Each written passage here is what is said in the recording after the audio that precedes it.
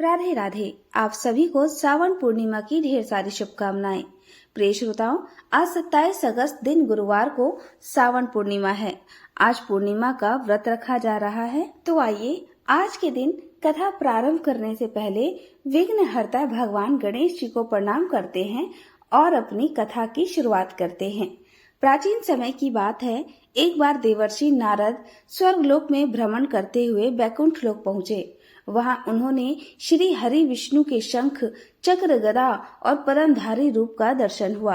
उनके चरणों में प्रणाम करते हुए नारद जी ने प्रश्न किया, हे भगवान, कलयुग में ऐसा कौन सा व्रत है जिससे मनुष्य जीवन के समस्त कष्टों से मुक्त होकर पुण्य लाभ प्राप्त कर सके तथा अंत काल में मोक्ष को भी प्राप्त हो।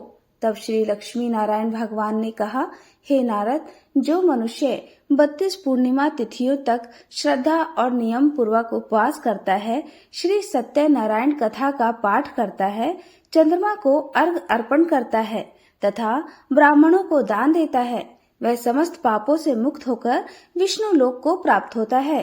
अब मैं इस व्रत से संबंधित एक कथा का वर्णन करता हूँ। कृपया ध्यान पूर्वक श्रवण करो। प्राचीन काल में विदिशा नगरी में धर्मदत्त नाम का एक ब्राह्मण रहा करता था। वह बहुत निर्धन होते हुए भी अत्यंत धर्मनिष्ठ और भक्ति भाव वाला व्यक्ति था। एक बार उसे स्वप्न में मैंने दर्शन देते हुए कहा कि हे धर्मदत्त, तुम 32 पूर्णिमाओं का व्रत करो, प्रत्येक पूर्णिमा को उपवास करो, सत्यनारायण व्रत कथा का पाठ करो तथा ब्राह्मणों को भोजन कराओ। इससे तुम्हारे जीवन की दरिद्रता दूर हो जाएगी और अंततः तुम्हें मोक्ष भी प्राप्त होगा। तब धर्मदत्त ने मेरी आज्ञा के अनुसार पूर्णिमा व्रत का पालन किया। प्रत्येक पूर्णिमा को स्नान, पूजन, कथा, अन्नदान और चंद्रमा को अर्घ आदि सहित व्रत किया। 32 पूर्णिमा को उन्होंने ब्राह्मण भोज, हवन और विशेष पूजन के साथ व्रत का उद्यापन भी किया। इसके बाद उनके जीवन में एक अद्भुत परिवर्तन आया। इस दिव्य व्रत के प्रभाव से उन्हें धन, संपत्ति, यश और संतानों की प्राप्ति हुई। अंत समय में जब उनका भौतिक शरीर छूटा, तब इसी व्रत के पुण्य फल से उन्हें वैकुंठ लोक की भी प्राप्ति हुई। श्री लक्ष्मी नारायण भगवान के श्रीमुख से पूर्णिमा व्रत की ऐसी महिमा सुनकर देवर्षि नारद उन्हें प्रणाम कर वहां से अन्यत्र चले गए, ताकि वे और भी मनुष्यों को पूर्णिमा व्रत का महत्व बता सके। ऐसी ही पूर्णिमा व्रत की महिमा। पूर्णिमा व्रत कथा। द्वापर युग में एक समय की बात है, यशोदा जी ने श्री कृष्ण से कहा, हे कृष्ण, तुम सारे संसार के उत्पन्नकर्ता, पालन करता और उसके संहार करता हो। आज कोई ऐसा व्रत मुझसे कहो जिसके करने से मृत्यु लोक में स्त्रियों को विधवा होने का भय न रहे और यह व्रत सभी मनुष्यों की मनोकामनाएं भी पूर्ण करने वाला हो। तब श्री कृष्ण कहने लगे, हे माता, आपने अति सुंदर प्रश्न किया है। मैं आपसे ऐसे ही व्रत को विस्तार पूर्वक कहता हूँ। सौभाग्य की प्राप्ति के लिए स्त्रियों को 32 पूर्णमासियों का व्रत करना चाहिए। इस व्रत के करने से स्त्रियों को सौभाग्य संपत्ति मिलती है। यह व्रत अचल सौभाग्य देने वाला और भगवान शिव के प्रति मनुष्य मात्र की भक्ति को बढ़ाने वाला है। तब यशोदा जी कहने लगी, हे कृष्ण, सबसे पहले इस व्रत को मृत्यु लोक में किसने किया था? इसके विषय में भी मुझे विस्तार पूर्वक बताओ। तब श्री कृष्ण कहने लगे कि माते, इस भूमंडल पर एक अत्यंत प्रसिद्ध राजा, चंद्रहास से पालित, अनेक प्रकार के रत्नों से परिपूर्ण कार्तिका नाम की एक नगरी थी। वहां पर धनेश्वर नाम का एक ब्राह्मण था और उसकी पत्नी सुशीला अति रूपवती थी। दोनों ही उस नगरी में बड़े प्रेम से रहते थे। घर में धन धान्य की कोई कमी नहीं थी, लेकिन उन्हें एक बड़ा दुख था कि उनकी कोई संतान नहीं थी। इस दुख से वह अत्यंत दुखी रहा करते थे। एक समय एक बड़ा तपस्वी योगी उस नगरी में आया। वह योगी उस ब्राह्मण के घर को छोड़कर अन्य सभी घरों से भिक्षा लाकर भोजन किया करता था। एक दिन वह योगी सुशीला से भिक्षा न लेकर किसी दूसरे घर से भिक्षा लेकर गंगा किनारे जाकर भिक्षा में मिले अन्न को प्रेम पूर्वक खा रहा था कि धनेश्वर ने योगी का यह सब कार्य किसी प्रकार से देख लिया। अपने भिक्षा के अनादर से दुखी होकर धनेश्वर योगी से बोला, महात्मन, आप सभी घरों से भिक्षा लेते हैं, किंतु मेरे घर की भिक्षा कभी नहीं लेते। इसका क्या कारण है? तब योगी ने कहा कि निसंतान के घर की भीख पतितों के अन्न के समान होती है, और जो पतितों का अन्न खाता है वह भी पतित हो जाता है। क्योंकि तुम निसंतान हो, इसलिए पतित हो जाने के भय से मैं तुम्हारे घर की भिक्षा नहीं लेता। धनेश्वर यह बात सुनकर अपने मन में बहुत दुखी हुआ और हाथ जोड़कर योगी के पैरों में गिर पड़ा और विनीत स्वर से कहने लगा, हे महात्मन, अगर ऐसा है तो आप ही मुझे पुत्र प्राप्ति का कोई उपाय बताइए। आप तो सब कुछ जानने वाले हैं, मुझ पर यह अवश्य ही कृपा कीजिए। धन की मेरे घर में कोई कमी नहीं है, किंतु कोई पुत्र ना होने के कारण मैं अत्यंत दुखी हूँ। आप मेरे इस दुख को दूर करें। यह सुनकर योगी कहने लगे, हे ब्राह्मण, तुम देवी चंडी की आराधना करो। फिर घर आकर उसने अपनी पत्नी से सारा वृतांत कहा और खुद तपस्या करने के लिए वन में चला गया।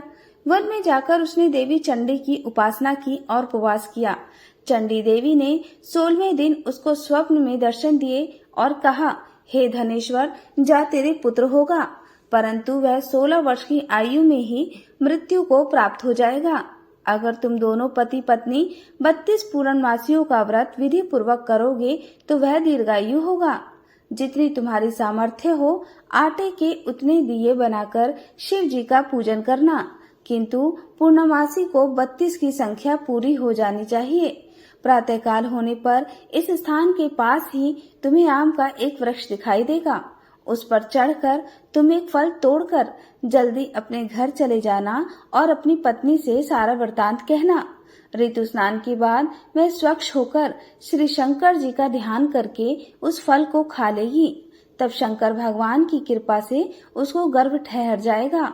जब वह ब्राह्मण प्रातःकाल उठा तो उसने उस स्थान के पास ही आम का एक वृक्ष देखा, जिस पर अत्यंत सुंदर आम का एक फल लगा हुआ था। ब्राह्मण ने उस आम के वृक्ष पर चढ़कर फल तोड़ने का प्रयास किया, किंतु वृक्ष पर कई बार प्रयास करने पर भी वह नहीं चढ़ पाया। अब तो ब्राह्मण को बड़ी चिंता हुई। तब वह विघ्न विनाशक श्री गणेश जी की वंदना करने लगा कि हे दयानिधे, अपने भक्तों के विघ्नों का नाश करके उनके मंगल कार्य को करने वाले, दुष्टों का नाश करने वाले, रिद्धि सिद्धि के देने वाले, आप मुझ पर कृपा करें। प्रभु, मुझे इतना बल दें कि मैं अपने मनोरथ को पूर्ण कर सकूं। इस प्रकार सच्चे मन से गणेश भगवान की प्रार्थना करने पर वह भगवान की कृपा से वृक्ष पर चढ़ गया। वृक्ष पर से फल तोड़कर उसने घर आकर अपनी पत्नी को वह फल लाकर दिया और उसकी पत्नी ने अपने पति के कहे अनुसार उस फल को खा लिया और वह गर्भवती हो गई। देवी चंडी की असीम कृपा से उसे एक अत्यंत सुंदर पुत्र हुआ, जिसका नाम उन्होंने देवीदास रखा। माता पिता के हर्ष और शोक के साथ वह बालक शुक्ल पक्ष के चंद्रमा की भांति बढ़ने लगा और देखते ही देखते युवावस्था को आया। माँ भवानी की कृपा से वह बालक बहुत ही सुंदर, सुशील और पढ़ने में बहुत ही निपुण हो गया। देवी की आज्ञा अनुसार उसकी माता ने 32 पूर्णमासी का व्रत रखना आरंभ कर दिया, जिससे उसका पुत्र दीर्घायु हो जाए। 16वां वर्ष लगते ही देवीदास के माता पिता को बड़ी चिंता हो गई कि कहीं उनके पुत्र की इस वर्ष मृत्यु ना हो जाए। इसलिए उन्होंने अपने मन में विचार किया कि यदि वह दुर्घटना उनकी आंखों के सामने ही हो गई तो वे कैसे सहन कर सकेंगे, उनके तो प्राण ही निकल जाएंगे। इस प्रकार से विचार करते हुए फिर एक दिन धनेश्वर ने तथा उसकी पत्नी ने आपस में विचार विनय करते हुए उन्होंने देवीदास के मामा को बुलाया और कहा कि भाई, हमारी इच्छा है कि देवीदास 1 वर्ष तक काशी में जाकर शिक्षा प्राप्त करे और हम उसको अकेला भी नहीं छोड़ना चाहते, इसलिए तुम साथ में चले जाओ और 1 वर्ष के पश्चात इसको वापस ले आना। फिर इसके बाद तदंतर उन्होंने सभी आवश्यक वस्तुएं दी तथा कई सारा धन देकर और राह में चलते समय दान धर्म करने का प्रबंध करके उसके माता पिता ने काशी जाने के लिए देवीदास को एक घोड़े पर बैठाकर उसके मामा को उसके साथ विदा कर दिया। फिर धनेश्वर ने अपनी पत्नी के साथ अपने पुत्र की मंगल कामना की और दीर्घायु के लिए देवी भगवती की आराधना और पूर्णमासियों का व्रत आरंभ कर दिया। इस प्रकार बराबर 32 पूर्णमासी का व्रत पूरा किया। कुछ समय पश्चात एक दिन वह दोनों मामा और भांजा मार्ग में रात्रि बिताने के लिए किसी नगर में ठहरे हुए थे। उस दिन उस गांव में एक ब्राह्मण की अत्यंत सुंदर और गुणवान कन्या का विवाह होने वाला था, जिसका नाम सुकन्या था। वह भी भगवान शिव की अनन्य भक्त थी, जिसने योग्य वर की प्राप्ति के लिए 16 सोमवार के व्रत भी किए थे। अब जिस धर्मशाला के अंदर वर और उसकी बारात ठहरी हुई थी, उसी धर्मशाला में देवीदास और उसके मामा भी ठहरे हुए थे। संजोग से वर वधू की हल्दी और अन्य विवाह पूर्व के कार्य पूरे किए जा चुके थे, लेकिन विवाह के समय वर को धनुर्वात हो गया, जिस कारण पीड़ित वर के साथ विवाह करना उचित नहीं था। इस कारण वर के पिता ने अपने कुटुंबियों से परामर्श करके निश्चय किया कि यह देवीदास मेरे पुत्र जैसा ही सुंदर है। अब मैं इसके साथ ही विवाह करा देता हूँ और बाद में विवाह के अन्य कार्य मेरे लड़के के साथ हो जाएंगे। ऐसा सोचकर उन्होंने देवीदास के मामा से जाकर बोला, तुम थोड़ी देर के लिए अपने भांजे को हमें दे दो, जिससे विवाह के सारे मांगलिक कार्य सुचारू रूप से हो सके। इसके लिए आपको मनचाहा धन भी दूंगा तथा कृपा करें और मेरे ऊपर उपकार करें। मैं बड़ी उम्मीद से आपके पास आया हूँ। इतना कहकर वह शांत हो गया।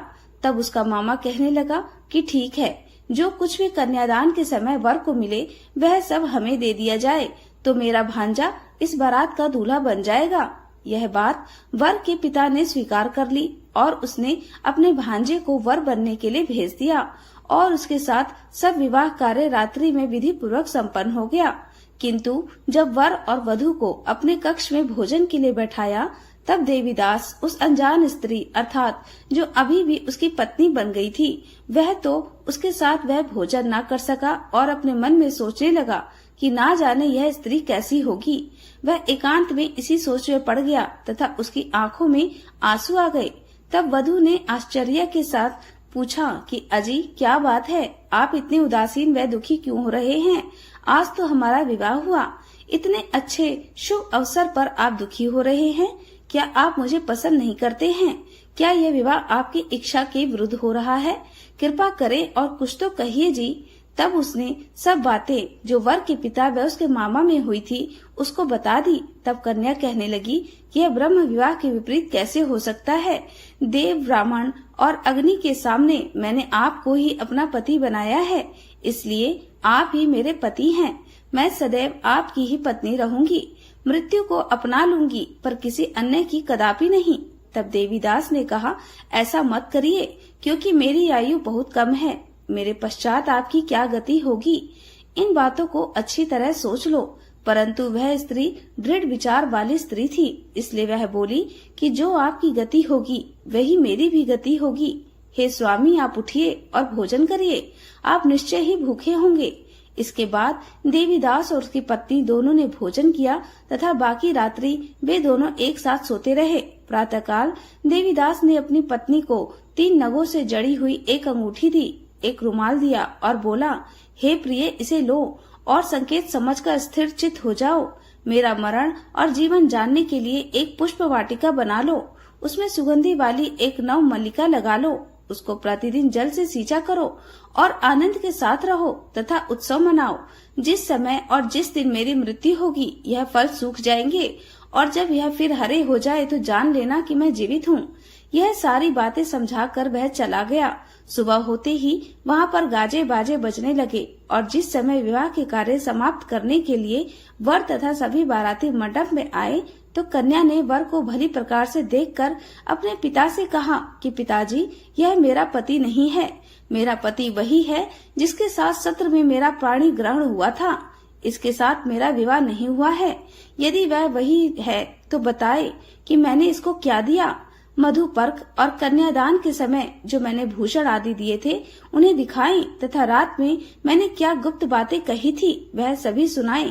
पिता ने उसी कथनानुसार वर को बुलवाया गया। कन्या की यह सब बातें सुनकर वह कहने लगा कि मैं कुछ नहीं जानता। इसके पश्चात लज्जित होकर वह वहाँ से चला गया और सारी बारात भी अपमानित होकर वहाँ से लौट गई। भगवान श्री कृष्ण आगे बोले, हे माते, इस प्रकार देवीदास काशी में भिक्षा लेने के लिए चला गया। जब कुछ समय बीत गया तो काल से प्रेरित होकर एक सर्प रात्रि के समय उसको डसने के लिए वहाँ पर आया।